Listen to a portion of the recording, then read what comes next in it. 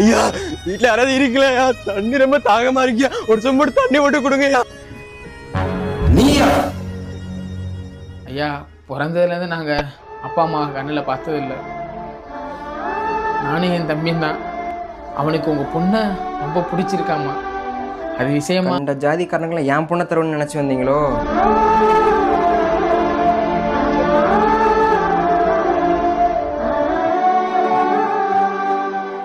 என்ன கொண்டு போக போறோம், எல்லாம் ஒரு நாள் சாக போறோம். மிஞ்சி போனா என்ன ஆகும்? சொம்பு வச்சிருந்தேன் எங்கண்ணே? இப்போ மாமனார் தாகத்தோட வந்தா அந்த எடுத்து தண்ணி எடுத்து கொடுத்தேன். ஐயோ அண்ணே, உன் பொண்ணு தர மாட்டேன்ற வேதனையில சாகருக்கு மருந்து கலந்து வச்சிருந்தானே.